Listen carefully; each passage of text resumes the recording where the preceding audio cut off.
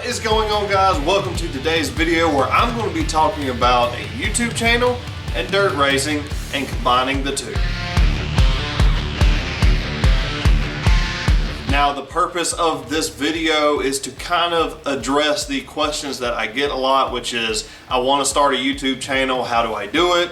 I want to incorporate it with my racing program, so on and so forth. So this is kind of a how-to mixed with what worked for me and my experiences with YouTube. So I really want to stress the whole this is based off of my experience thing. I am by no means the tip of the spear, if you will, of the dirt racing YouTube videos community, I guess. This is still a fairly new thing with the YouTube community, which is doing the racing vlogs and everything else. It really doesn't have as big of a community such as like gaming or music, entertainment, news, stuff like that. So I'm definitely honored to be a part of that community and its growth stage at the moment. But in this video, I'm going to kind of be talking about what you need to get started, things to look for, kind of like what goes into running a YouTube channel and a racing program at the same time, whether you're dirt track, asphalt, drag racing, whatever. And also addressing some of the common myths that people have with YouTube and making money, because I know some people see YouTube as a way of making money, kind of addressing those myths, stuff like that, and kind of my journey to the point of just making regular in-car videos all the way to making racing vlogs and being paid by YouTube. So hopefully this will be informative to you guys. I know I haven't done a video like this in a while, but if you're not already, consider subscribing to our YouTube channel to see all of our videos, racing vlogs, how-to videos, stuff like this. And thank you so much for coming and joining for this discussion. But enough of that. I want to go ahead and jump right into getting started, what you need and what to look for as a new YouTuber. Something I can't stress enough, especially being a new YouTuber, is patience. If you don't have patience, you're not going to do very well at this whole YouTube thing. You're not going to grow to 1 million subscribers overnight. It's just not going to happen. Regardless of how many viral videos you post, it's not going to happen.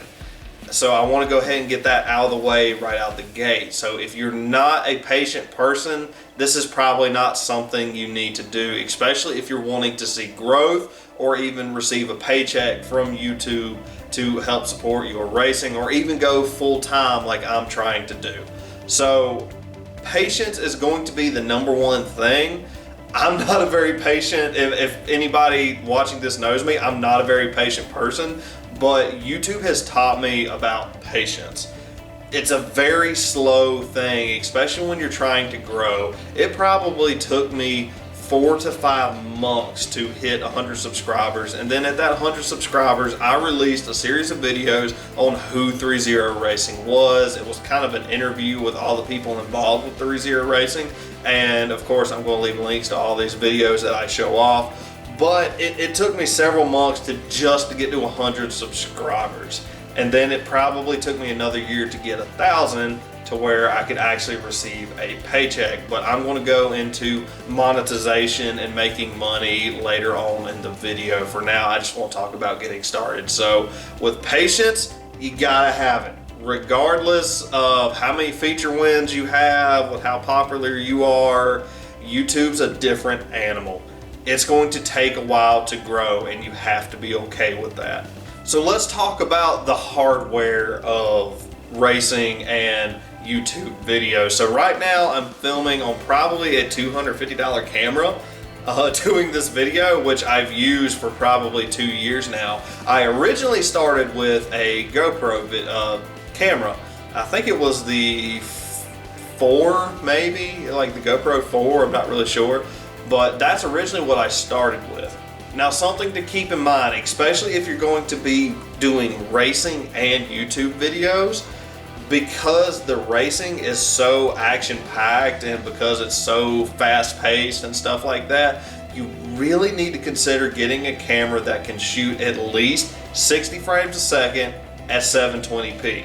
Now what I mean by that is the pixels on the camera. So right now I'm shooting in 1080, but 720 is kind of the bare minimum. Anything below that, the picture's going to get kind of fuzzy and stuff like that, and especially if it can't shoot at 60 frames a second, the video won't be as smooth. Now the best cameras I found for this kind of fast-paced, actiony filming, stuff like that, was the GoPro. Now I know the GoPro is not in everybody's budget, they are quite expensive. However, if you're going to take this seriously with the YouTube channel and the racing and stuff like that, you really need to consider investing in one, because guys, they're fantastic cameras. There's a lot of support for them and stuff like that, and I think some of the best in-car footage I ever had came off of my GoPro. Now there are other alternatives to GoPro, such as just action cameras, but I've never used anything other than a GoPro.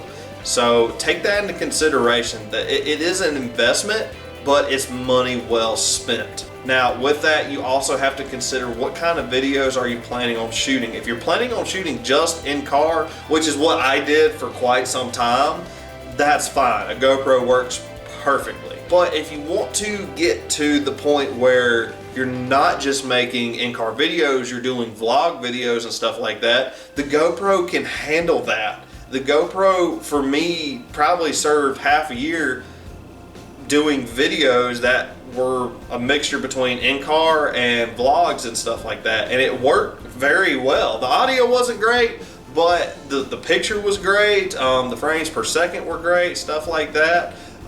You could spend money on a DSLR camera or a digital camera, stuff like that, upwards of thousands of dollars. But a GoPro is pretty much versatile. It can do whatever you need it to do. So I'm a big advocate of that, because it really worked. Unfortunately, I'm not using a GoPro anymore. I'm just using this camera, and I'll kind of talk about that in a minute. But if you're looking for an all-around kind of camera, GoPro is definitely the way to go. Now at one point I was actually using both cameras. I was using my regular video camera, which is what you're seeing now, and my GoPro. So I was filming in car and out of car, and I realized the need for out of car filming after I had my first top 5 finish, which of the 2018 season I might add. But I was realizing I was missing a bunch of the racing by just doing in car. So you were missing the whole battle for 12 laps for 5th place. I know that doesn't seem impressive, but the racing was actually pretty cool. So I missed out on that because I only had the GoPro. So I encourage you to look at different options. If you just want to do in-car, GoPro is a great way to do it. If you want to do in-car and out-of-car, you may need to consider investing in 2 cameras, so that way you can kind of mix up the footage. Now, I at one point was doing an in-car footage and out-of-car footage at the same time and putting both screens up on the video, and that worked out pretty well right up until the GoPro ate shit, and then I couldn't use it anymore. I also started noticing a lot of graininess in my GoPro videos, so like if it got really dark or really light, you'd see a lot of fuzz and stuff like that, and I'm going to leave an example of that. And to me, that would not work, because I didn't want that kind of crappy quality in my YouTube videos, because I really wanted to elevate my video, so I invested in another camera. And since then, I haven't done any in-car. I would love to go back to it. I just haven't invested in the cameras to do so. So if you're looking at kind of a budget start to capture the most of your racing and everything else, I would recommend investing in a good video camera that can, again, shoot at least 60 frames a second at 720p. 1080 is even better, but that's the bare minimum. Also, it doesn't hurt, because racing takes place around here at nighttime, to have a camera that can handle low lighting. We all know dirt track racetracks are not really the best lit places, so you definitely need to have a camera that can compensate for that, so you can still produce quality content, because that's what it's about. If you have quality content, people are going to naturally subscribe to you and want to watch your videos. Now, talking about editing software, now that we're kind of past the whole camera thing, I use Adobe Premiere Pro. I pay, I think, $10 a month for it. There's free software out there for you to use, but I figured since this is something I wanted to continue to do, I invested in Adobe Premiere Pro, and I haven't looked back since.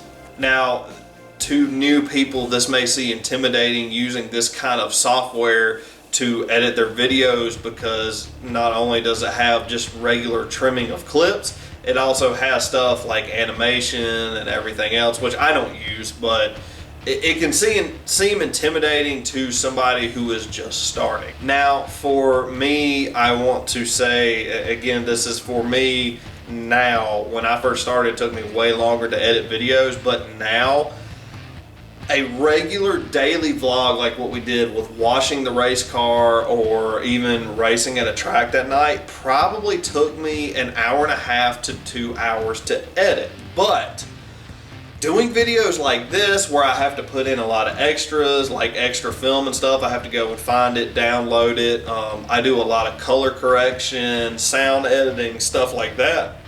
So a video like this will probably take me anywhere from 3 to even 8 or 9 hours to edit, depending on how much correction I need to do to it. And it's stuff you would never notice, but it does make a difference in a video. So like color correction makes a big difference. Audio editing makes a huge difference. So if you have music in the background playing, which I'm probably going to have anyways, you have to make sure it's at the right levels. You have to make sure it transitions right. It's all kinds of stuff.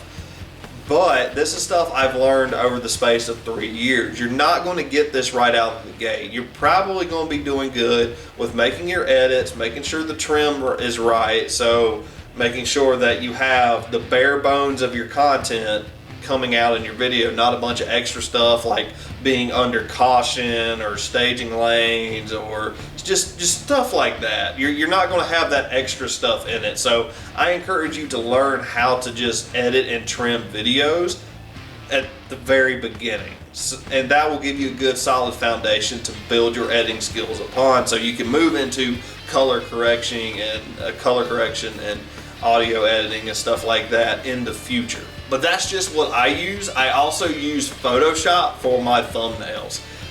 I just started using Photoshop probably 6 months ago. Originally, I was just using Premiere Pro to do my thumbnails, which there's no problem with that.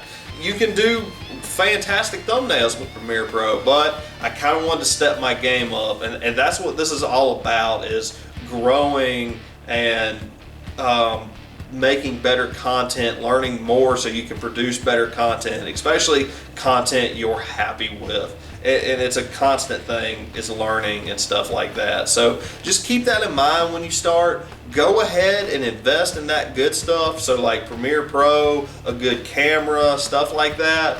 And that way you don't have to worry about crappy audio or crappy lighting and stuff like that. Go ahead and spend the money and do that. And it will set you up in the long run. And at that point, you can pretty much grow from there. Now, a big question is what to film. So what kind of content do you want to shoot? Me personally, I like doing the racing vlog, so not just the racing itself, just the bare bones racing, everything that goes into working on a race car, building a race car, which if you haven't checked that series out, I'll be sure to leave a link somewhere. And you can go check that out. But that's the kind of content I want to do. I like a variety of content, but it kind of hinges on me being in front of the camera talking about it, and also having good action shots such as the racing, building, stuff like that. I'm comfortable with that. That's what I wanted to do. Other channels are just solely racing, and there's nothing wrong with that. So they pretty much film hot laps, heat races, main events, and they're done. That's okay, guys. Like, there's nothing wrong with that. And if that's what you want to do, go do it. This is all about what you want to do and what you want to create. I like doing the vloggy kind of stuff and the how-to kind of stuff. So that's why I'm doing what I'm doing. But with the other stuff, go do what you want to do. Don't try to be like another channel.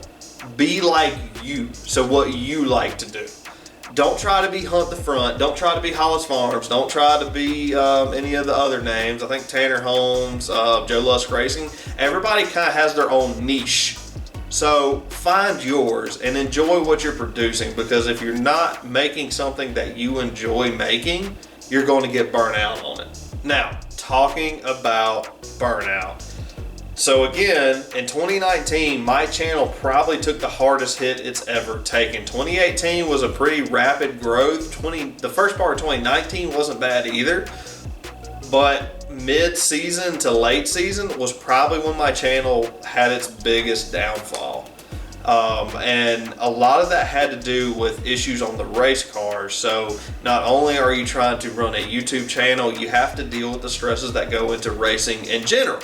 But I took a serious downfall in 2019. I wasn't creating content that I was really happy with. I was kind of getting burnt out because I got into the mood of I need to produce content every week. It needs to be freaking perfect. The racing has to be perfect every single week. I need to be doing 2 to 3 videos a week, and that just burnt me out. I got tired of it really quick.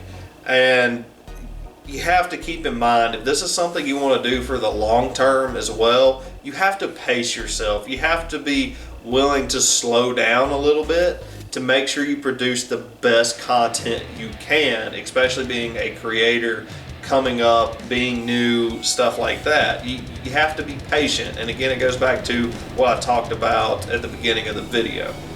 So just enjoy the journey is what I'm saying. Enjoy the experience you're going to have creating videos. You're going to learn from your failures, from your successes, stuff like that.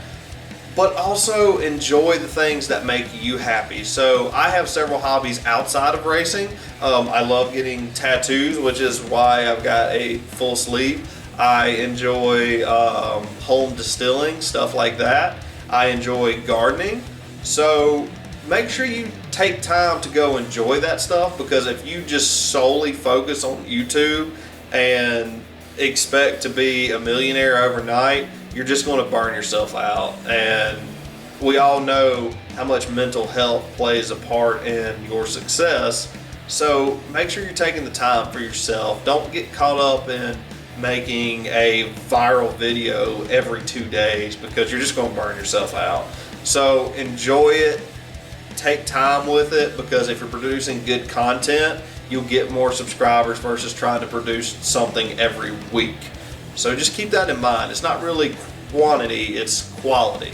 So just keep that in mind. Now, criticism. This is probably what was going to drive me away from YouTube. So I started this YouTube channel to kind of show what goes on behind the scenes from every week of racing, so people in the stands understand how much work goes into race cars in general, just to get them to go race at a weekly race, which is washing, scaling the car, bolt checking the car, trying to find some speed here and there.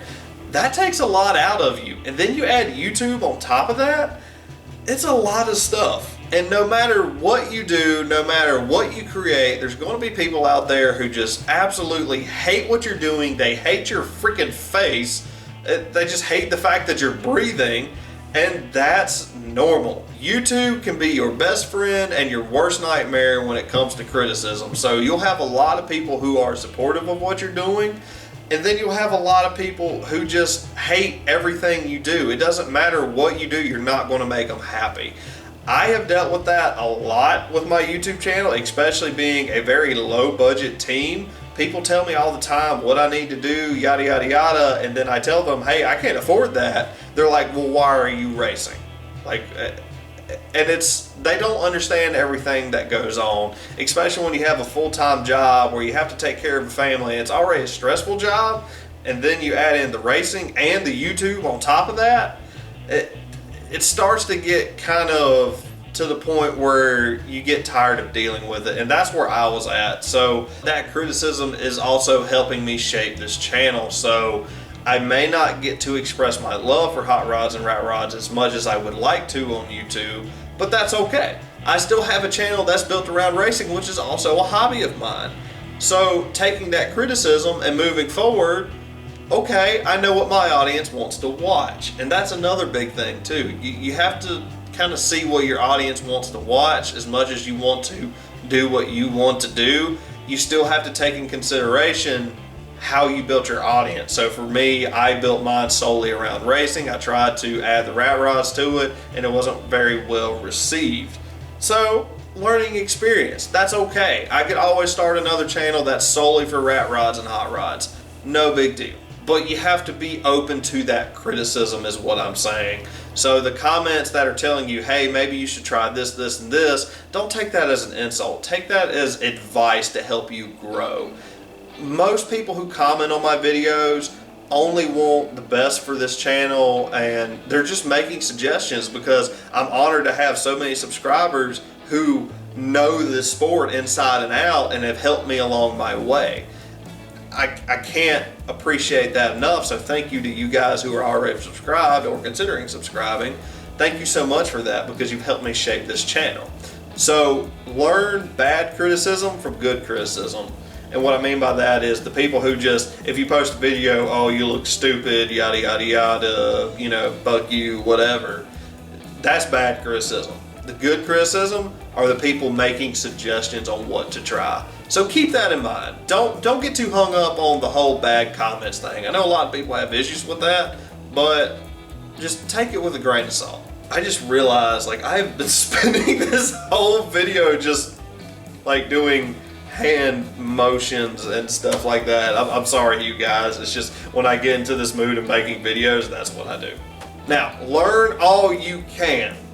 This is critical. I kind of hint on it with talking about editing and stuff. I spent a lot of time taking Premiere Pro classes, so like how to edit, stuff like that. I follow a bunch of video editors on YouTube on how to learn how to edit videos.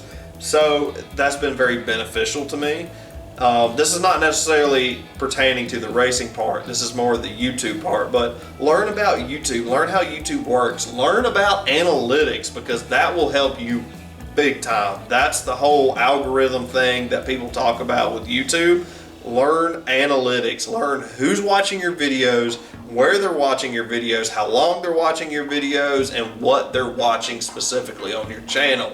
Learn about that. YouTube offers a bunch of classes you can take that teaches you about it. All you have to do is go take the class, and most of them are maybe an hour, maybe at the most. So I encourage you, go check out the YouTube Creator Academy. It'll help you along the way, which is something I wish I'd done before I'd started to help me grow a little bit faster. But that's okay. I eventually found it and it's helped me out tremendously. Now, the last thing I want to talk about is the money myth with YouTube. You'll find a wide range of people talk about how much they make on YouTube, whether it's somebody with millions of subscribers or maybe a few thousand like myself, and you'll get a bunch of different answers. I'm here to tell you, you're not going to make as much as you think you're going to make. I'm not trying to be negative, but this is from my experience. So right now, if you want to get a paycheck through YouTube, you have to at least have 1,000 subscribers and 4,000 hours of watch time in a 12-month period. It doesn't matter when that 12-month period is, as long as you have 4,000 hours. Once you've been approved by YouTube, or once you reach those goals from YouTube, they have to go in, check out your channel, and make sure this content is advertiser friendly. And I encourage you to take the YouTube creator classes on monetization because they'll explain it way better than I can. But censoring yourself and making friendly content or advertiser friendly content is going to be your best friend, especially if you're aiming to make money at this. It took me about a year to get monetized, but I know other channels involved in the racing world that have been monetized within months. But again, that all comes back to what kind of content you're creating, the quality of that content, and stuff like that. But at the height of what I was making probably $10 per 1,000 views. Now that doesn't seem like a lot, and for a while I was like, this isn't really worth, investing all this money in cameras and stuff like that. But after a while it does start to add up. So I was getting at one point probably 5,000 to 6,000 views in a 28-day period. So it was starting to add up for a while. So it was probably, I think at the most, maybe $200 a month that I was getting a paycheck from YouTube. But keep this in mind. That was at the height of race season. So that was when we were washing the car every week, we were racing every single week. In between all that, I was making videos like this, which were kind of, I don't want to say a big hit, but they really did make a difference in views and stuff like that. So I was getting a lot of views, and that was contributing to the money. But now with coronavirus and stuff like that, where I can really only release a video for the past couple months, maybe once a month, I was only making $30 a month. So you have to constantly be creating content and getting that big viewership and subscriber numbers and stuff like that to truly be making money every month. So just keep that in mind. Don't think you're going to be making millions of dollars right out the gate. It takes a while to make money on YouTube. So I wanted to dispel that myth that, oh, I'm rolling in YouTube money. That is definitely not the case. I promise you that. But be patient with it. You'll grow. Keep producing quality content. Look at the long-term goal, not really the short-term goal. So don't get discouraged if you're not making the money you want to be, or getting the views that you want to, or the subscribers that you want to, because believe me, I've had videos where I thought this was it, this was going to be my big break, and it just flopped on its face. That's part of YouTube, so don't get discouraged with that. And the last thing I can kind of recommend, and this was more something I learned, I have a notebook, and I bought this, I don't remember how long ago I bought this, but it was sitting around. And this notebook has been my best friend. If you ever have an idea of a video you want to do, or want to talk about, or want to shoot, get a notebook and write it down. So in this notebook, I probably have, maybe 20, 30 videos that I have written out on stuff I've wanted to do. I'll write the idea down, and then I'll actually go into like the details of it. So the video, what we're doing when we're not racing, I literally wrote probably 4 pages. I don't know how well you can see that, but 4 pages on what I wanted to see with that video. Plan your videos out, especially if you're going to be doing something like this. There's videos in here I've never shot, but I've written them out and I may revisit in the future. So, I mean, guys, it's what, a couple dollars maybe?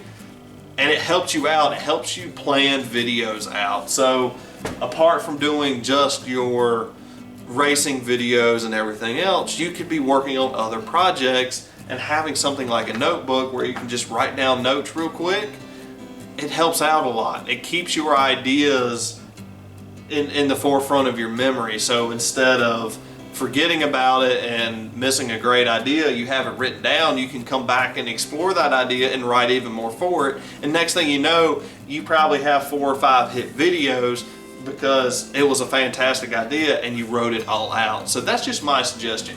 Invest in one of these. And again, I've written most of the stuff in this video, and it's kind of cool to look back to, you know, what I was working on at the time. So even right here, YouTube and racing, I was working on this morning. It was just highlights on what I wanted to talk about. So invest in that. It'll be your best friend, I promise. But with that, guys, I want to go ahead and end the video here. If you have any questions that I didn't really cover with the whole getting started with YouTube thing, please leave a comment below. I'll try to get to it. With the amount of comments I have coming in on a normal day, I may miss it. Don't take offense to that. I promise you I'll try to get to it. But anyways, guys, I want to say a quick shout out to our Patreon supporters. Thank you guys so much for what you do and for what you continue to do. But with that, guys, I'm going to go ahead and end the video here. Thank you so much for watching the video. If you're not already subscribed, consider subscribing. And with that, guys, I will see you in the next video.